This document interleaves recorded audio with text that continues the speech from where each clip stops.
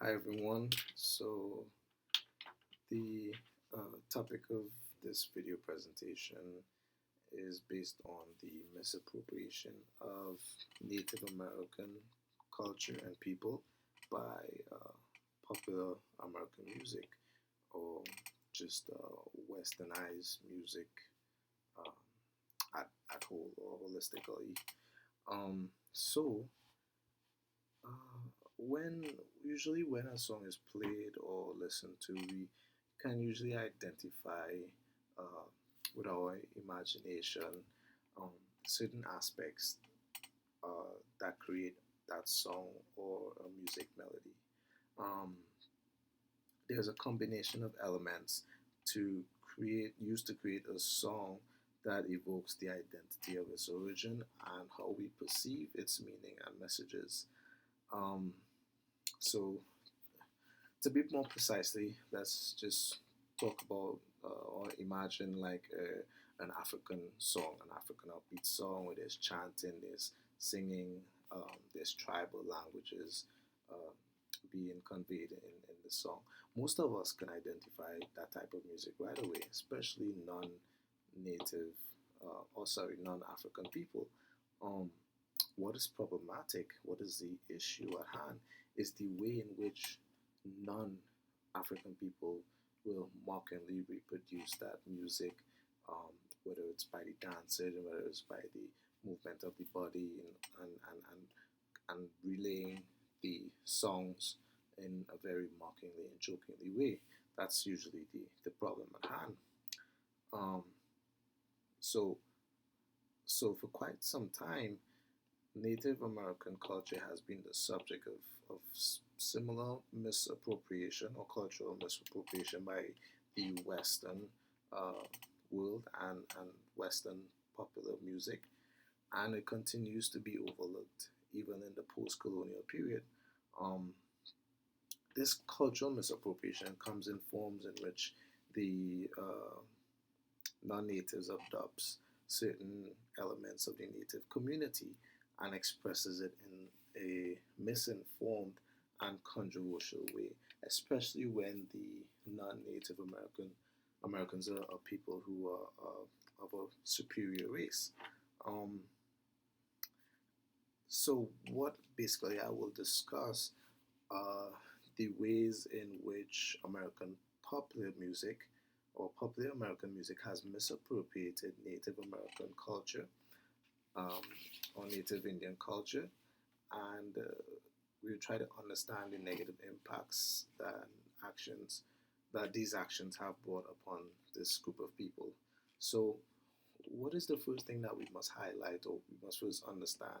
Well, we must first understand that the root of the problem starts or sort of revolves around how the music is taught or how the culture is taught and passed on to others. Um, according to a paper by Andrea Boye, uh, she mentions that the curriculum in schools include Indian music. They create an impression about Native Americans, which can generate or reinforce stereotypes, change stereotypes, or even rid stereotypes of Native American people. So, however, although she mentions that Indian music is by most used in the curriculum to expose Indian cultures, it's basically used to um, uh, it's basically a look at the diversity of the Indian culture, but not really the realistic and realities or the lifestyles of the American uh, Indian people or the Native Americans. And she goes on to suggest that Indian cultures are not taught as culture but as an artifact through stage performance or a display with little accuracy behind the content of what is being displayed or conveyed. And a prime example of this is what is seen in power music, which is usually distinguished by a particular tribe. However, there is that sense in society that, um, especially by non-natives, that there's no difference in tribal styles, and this can lead to an impression about Native Americans which are inaccurate and unconscious, and result in cultural confusion, which basically describes that growing lack of consensus, um, about what is appropriate or inappropriate. Um, so, uh, in addition to this poorly understanding of Native uh, um, American culture, Christina Giocona, in her book titled "The Indigenous Music of Turtle Island," um, she expresses that there's an infatuation with recreating and staging the contact of Westerners in the New World that resulted in this epidemic of playing Indian, which is basically how people uh, reiterate the Native American culture or the Native Indian individually. Um, so we see a lot that children taught from a young age, um, to impersonate cowboys and Indians, killings and stuff like that. Society is somewhat comfortable now with the whole Halloween costume theme Indian, and it's being sexualized. The costumes that they wear, especially the female costumes, it's being very sexualized. And also in Thanksgiving, there are traditional songs that are now being Americanized, and these are examples of that, um, that influence, that seems like it's just okay to do these things. Um, so Native Americans now uh, are being represented through singing red face by a lot of non-native Indians, which basically means that these non-native individuals takes on a racial archetype, or archetype of a Native American through song and music. A good example of this is, even though it's fiction, is Peter Pan's Disney's Peter Pan film in 1953, where Peter Pan and a few of the kids are being initiated into a tribe. They, even though they are being initiated, they had their he was given a head head dress and given a warrior name, and throughout the rest of the movie, or throughout that ceremonial um, theme event, they were dancing, they were chanting, the kids were doing the same thing, and you can see that the kids were all chanting war cries, and holding weapons in their hands, and this is sort of like a misinformed or miscommunicated conception of ceremonial practices by Indian tribes. This does not always have to be the case, and this is where one of the issues in popular film and popular music um,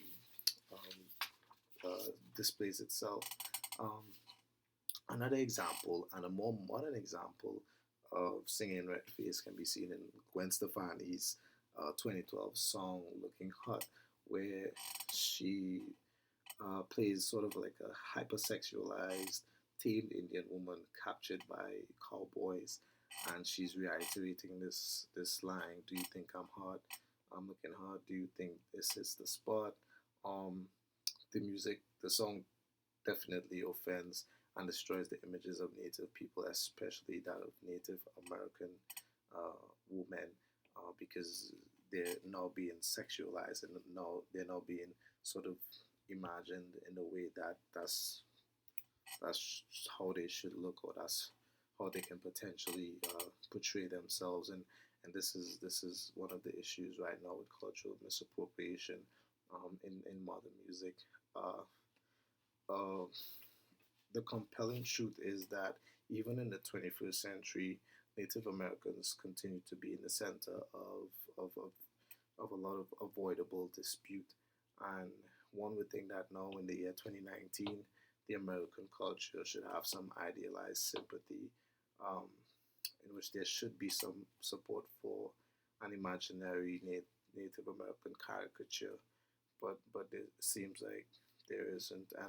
And what is it that continues to ignite this flaming history of racial antipathy towards Native Americans, and this sort of this sort of notion against the culture, or notion that does not portray the culture accurately, and these are things that definitely needs to be considered and thought about effectively and efficiently to change this growing pattern, or this continuing pattern. So all in all, I think that it is imperative that we rid our minds of ignorance and be a lot more sensitive to all cultures, especially the Native American culture. Um, and some of the examples I mentioned with Peter Pan and Gwen Stefani definitely they definitely need to be um, more noticed and realized in the sense that they're wrong and it shouldn't be part of our society. Thank you.